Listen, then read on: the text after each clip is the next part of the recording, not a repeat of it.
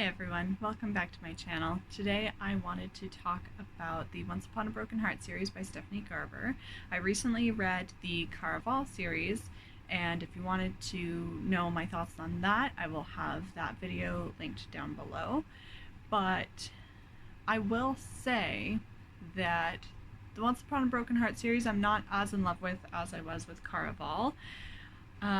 The characters and the aesthetic was just so different, which is a good thing, but it was I really connected with Caraval a lot better, and my cat is going a little crazy right now, so just I don't know if you can hear it, but if you can, just ignore him for now. I think I'll probably keep this spoiler free for the most part and then probably add a bit of spoilers at the end. I'm not entirely sure. I didn't really prepare for this video at all. I'm just kind of making it. I normally like to take notes, but I didn't really take notes as I was reading it, so my mind is just kind of all over the place. But I will start off by saying I love Evangeline. She is so sweet, and I found her childlike wonder to be so magical, and it was really cute, and it was really something that is special, because a lot of people stop believing in true love and that kind of thing as they get older, but she held on to that, and I think that was pretty cool to have.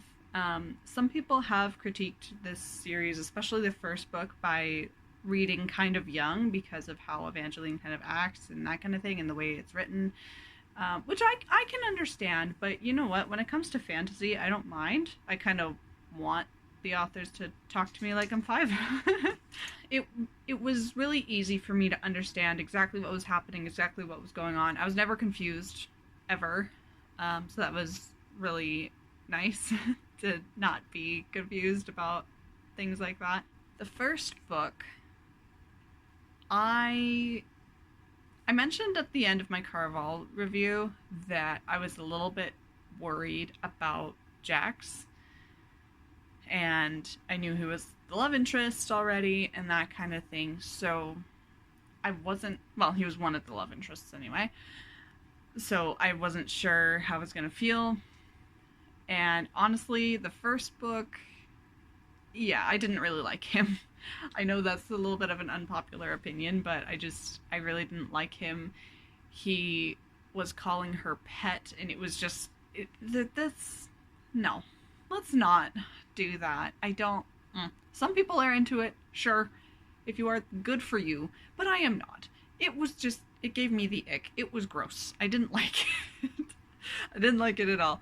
Honestly, that's a red flag for me, so, you know, take that as you will. But it is also within his character because of how cold he is, and both literally and figuratively. But yeah, he was a bit of a problem, and I didn't really see why so many people loved him, because to me, at least in the first book, he was just so toxic and, you know, that kind of thing. I mean, all of the fates kind of are to a degree, with the exception of Lala, and there was another one that was in Caraval, I think, that was actually helpful. Well, I think there were a few in Caraval that were actually helpful, but for the most part, you know, they talk about how fates are really selfish, and they're only making deals with people to improve their own lives and their own ego, basically. So it is pretty typical for a fate to act the way that Jax does, but I still didn't like it. Especially given everything that he did to Tella in Caraval. Also, that me mentioning the stuff about Caraval is not really a spoiler, because it's mentioned pretty early on in Once Upon a Broken Heart.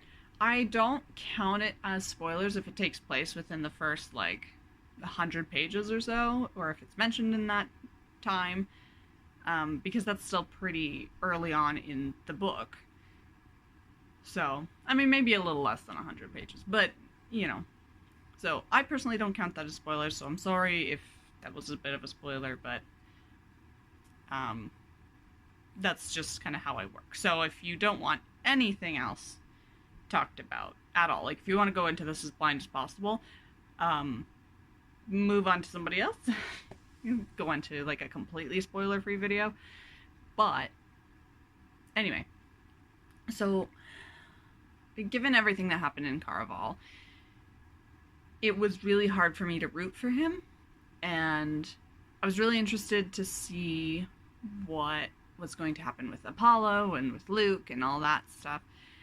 And it was a solid 4-star read for me. Honestly, I think it could have been 5 stars if Jax wasn't calling Evangeline pet. If he didn't do that, it might have been 5. Might have been 5. But that was that book. And then The Ballad of Neverafter is my absolute favorite in this series. It's so...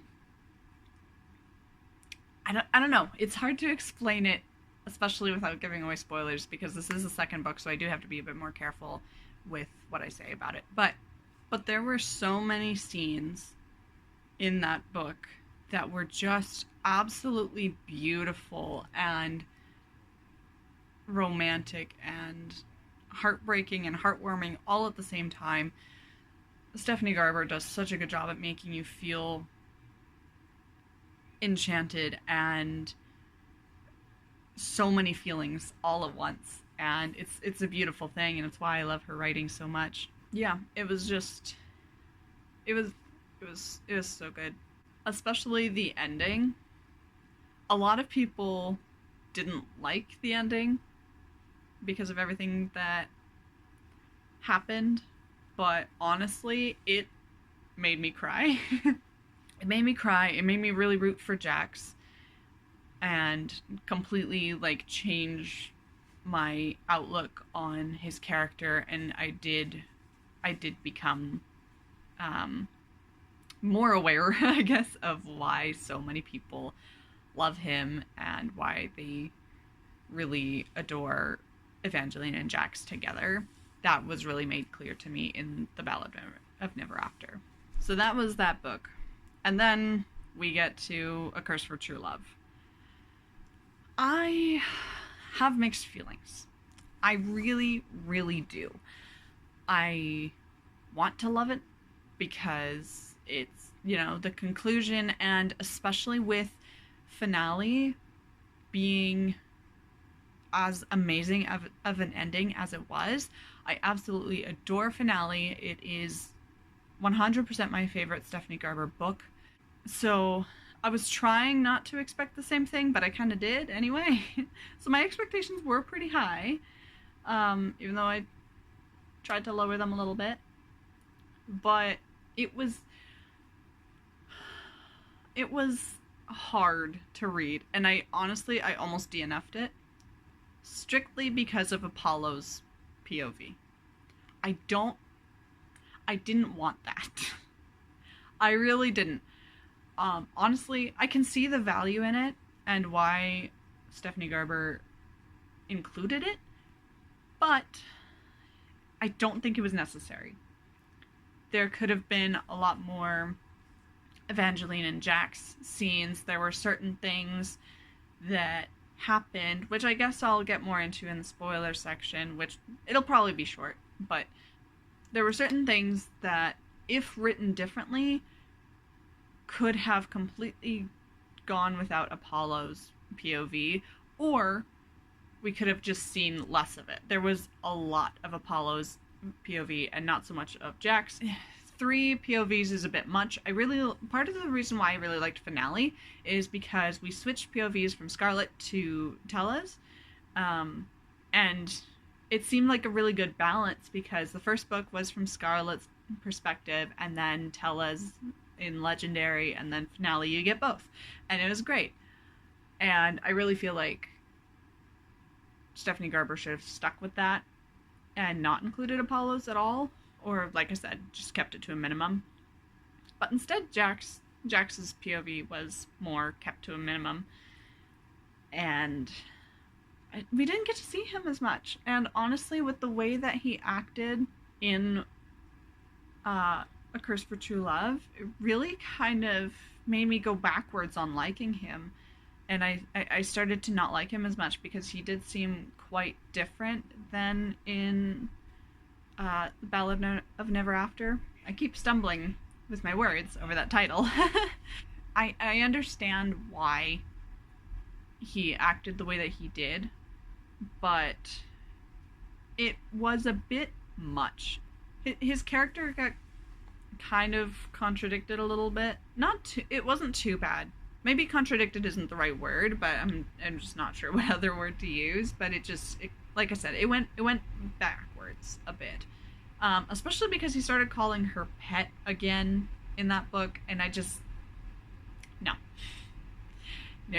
The ending of A Curse for True Love, I found confusing, and a lot of people are saying that it was written the way it was, even though like it didn't necessarily make sense, and especially with the epilogue, that certain things were not stated very clearly, and a lot of people were saying that Garber did that on purpose because it's about the Magnificent North and there's the story curse there, and she kind of included that. But there's also a difference between doing something like that versus not writing it well. It's not Garber's best work, for sure.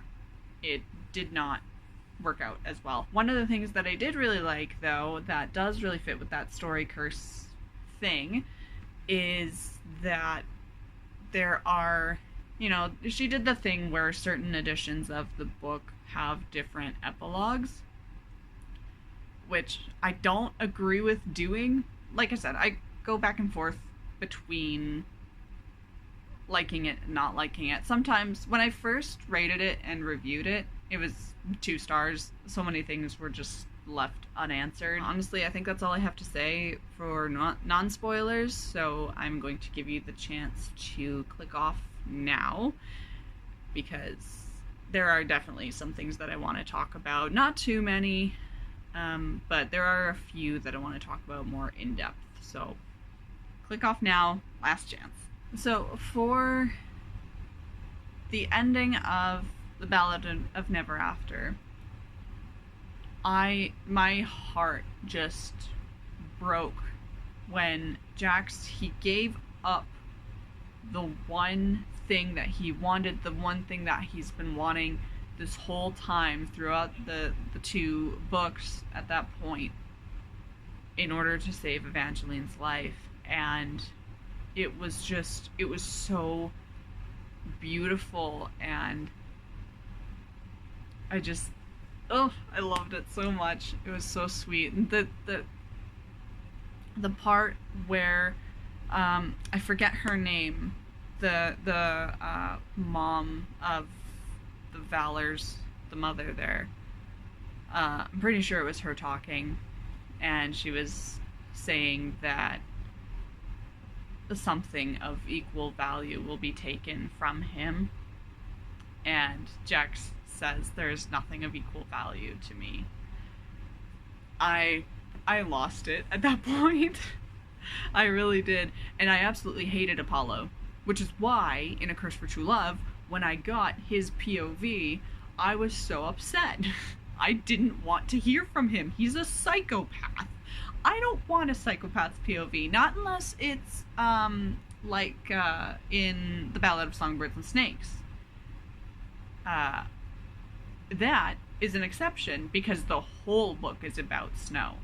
So it can work. But I don't want to hear about Apollo. I don't want to hear about a psychopath after he pulls like every memory that Evangeline has from the Magnificent North out of her brain, and he gets rid of all that, and And then he walks in the scene, he walks in the room, acting all concerned, and my blood boiled. When I tell you my blood boiled, I mean it. It was so upsetting. I was so frustrated with him. He's a good villain. He's well written, but I was so mad. I was so mad. And yeah, he was not redeemable at all, which I think, that was intentional for sure. But there was so much. There was so much that I hated about him.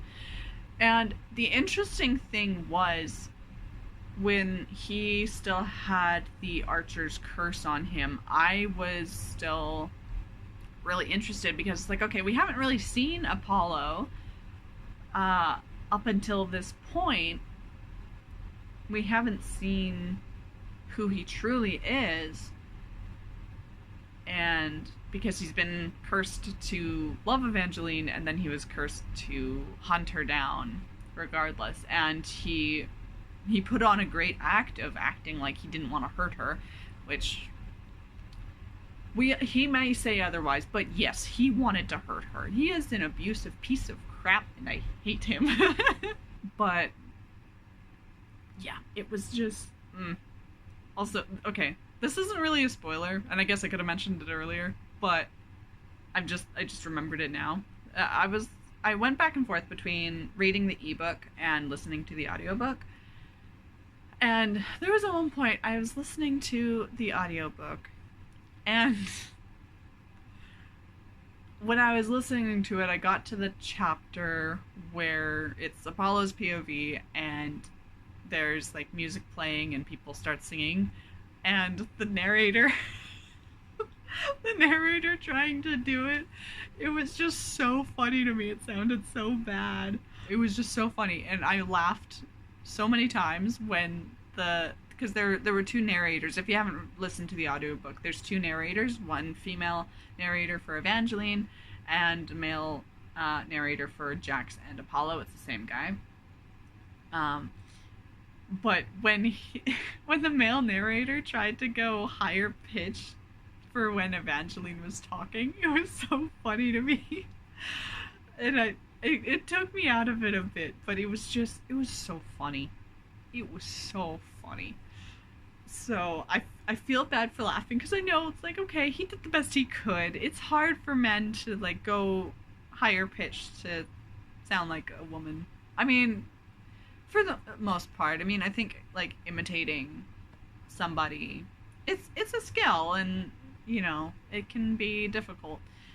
And then the female narrator trying to go really low, she had an easier time with it, I think. But yeah, it was something. It was something else. There were some parts of A Curse for True Love that really didn't make sense. Like, what happened to Marisol? I think she got arrested in the second book, but I don't fully remember. Luke, his storyline might have been wrapped up. It's been a while since I read it, but I don't fully remember what happened to him. Maybe if it was wrapped up and I just don't remember it right now, please let me know in the comments, because I don't want that to like hold me back from enjoying it more. I could always reread it, but I read it recently enough that I don't want to do that yet. I probably will at some point, but I loved getting to know that Jax's best or happiest memory was when he was in the what's it called? I forget. Oh my goodness, I should have done this video sooner.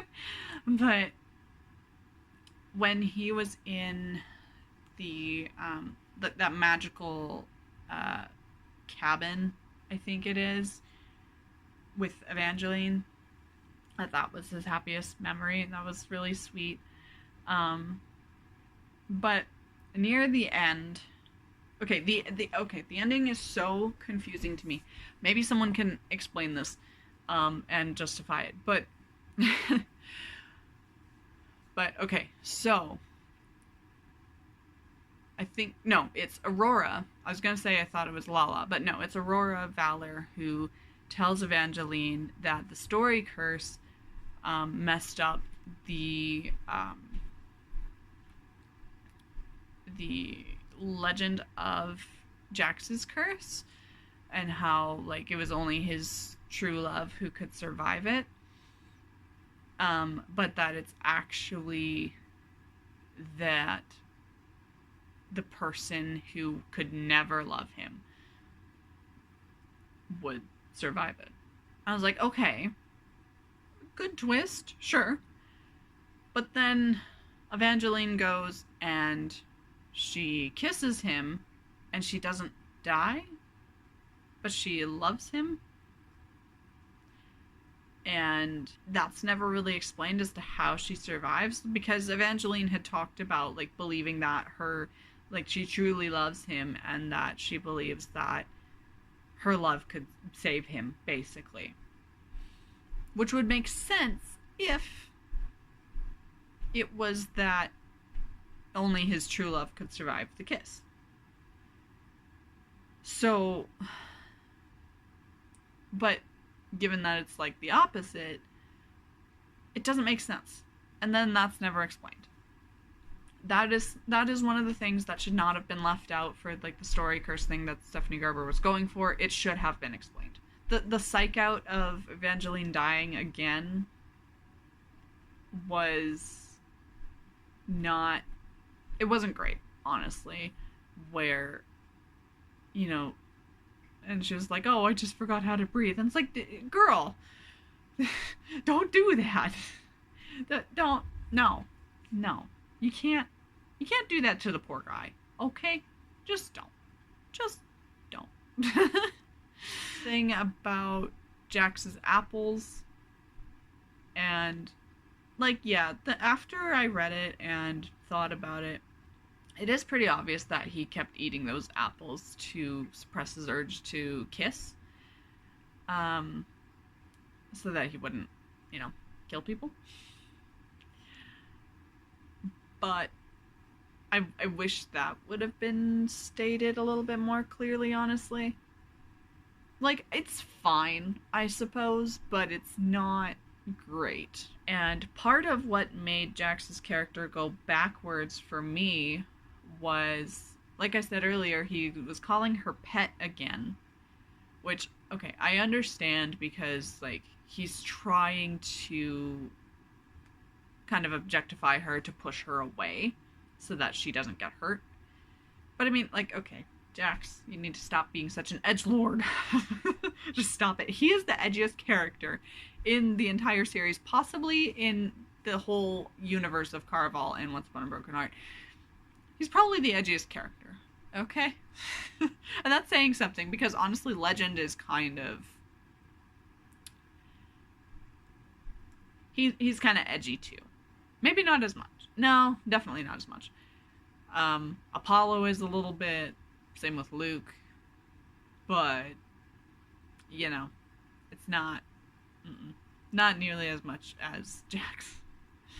And when he has the thought of like, oh, he wanted to set fire to the castle to protect Evangeline. I don't fully remember exactly why, but he wanted to do that to protect her. But like, this is so backwards. And like, yeah, he realizes that it's backwards, but like the fact that that came into his head at all seemed like he was just more possessive, and that he didn't actually like love her. And I know the whole thing about fates and love and whatever, and how like they don't love like humans do, and blah blah blah, right? But with what was implied and what he said at the end of Ballad of Never After, I wouldn't expect that from him. I would expect him to, be an edgelord and say like, oh, you have to stay away from me. Sure, okay, that's fine. But to want to set fire to the castle? I don't understand. That leads me to another thing that was never explained also, that who sent the assassin? Like, I guess it's assumed that it's Apollo, but not really. And we get his POV so much, you'd think it would be mentioned. We got the POV explanation when that it was him who pushed her into the well. We got that, but we don't know for certain that it was Apollo that sent the assassin. And also, Apollo just wanted Evangeline to himself. He never wanted to kill her. And that's part of what gets explained in his POV after the well. Is that he never wanted it to go that far. And he wanted to pull her out, but he couldn't risk it. So, or something along those lines anyway. So why then would he send an assassin after her? Like, I know she has a million people trying to kill her. But we never get an answer for that. And again, that should not have been part of the story curse thing. Kind of going back towards the ending, because I think I started talking about it and then I got distracted. But the whole ending and the epilogue was just, it wasn't satisfying. I found it really satisfying for Apollo to be stuck in the tree. The Tree of Souls, I think it's called. That was satisfying. I like that. That was a good end to his problems. But to all the problems he was causing, there's a lot of questions about the magic system. I can't remember all of the questions that I have right now, but that were just unanswered, and I wish they would have been. I mean, okay, listen, like, I know this is a YA book, and I'm 27. I'm gonna be 28 later on this year, so obviously I'm not the target audience, but it still shouldn't have been written in a way that kind of insulted the audience a little bit, because of just, like, leaving things open. And I don't know, it's a little hard to explain, but that's just kind of how I see it. And so there are times when I want to rate it 3 stars because or possibly even 4, because of how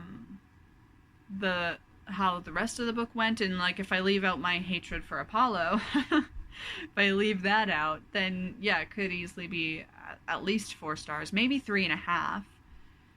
But yeah, it wasn't it. So I kind of go back and forth between 2 and 3 stars. Sometimes the more I think about it, it's 2 stars, and it's like, okay, that was dumb. Why wasn't this answered? Why wasn't that done?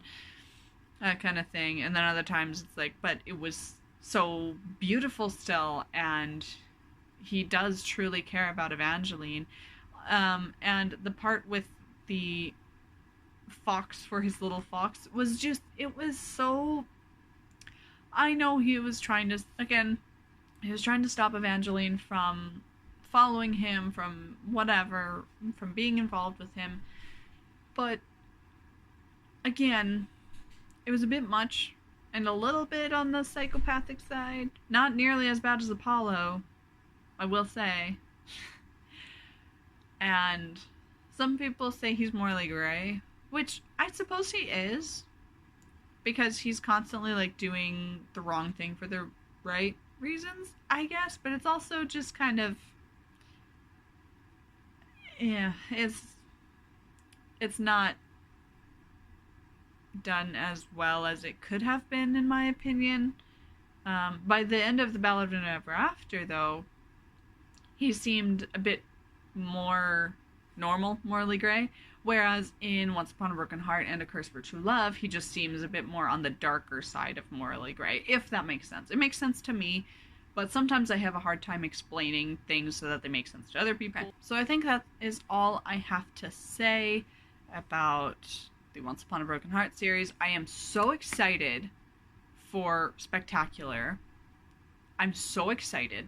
If you don't know, Stephanie Garber and Flatiron Books, I think is her publisher, announced Spectacular, which is part of the Caraval series. It is a novella, and it's going to contain illustrations, and it's like this Christmassy holiday thing, and it comes out in October. I'm so excited. When I get my hands on it, I do not want the ebook. I want the physical book. I want to see the illustrations in person on the page. I'm so excited. I'm so excited to see it. And it's about Tella and Legend, I think. If I'm remembering correctly. If you want to know more about it, go ahead and look it up. But I'm so excited for it, and I really hope it turns out well. I'm loving the idea of her continuing the Caraval series, even as short as it might be. I don't care. Just anything in that universe is just great. This video dragged on way too long. I've been recording for about 40 minutes. I don't know how much I'm going to cut this down to. Hopefully enough that it's not too long. But yeah, I hope you enjoyed this video. If you did, please consider subscribing or leaving a like, any of that. And I hope to see you in my next one. Bye.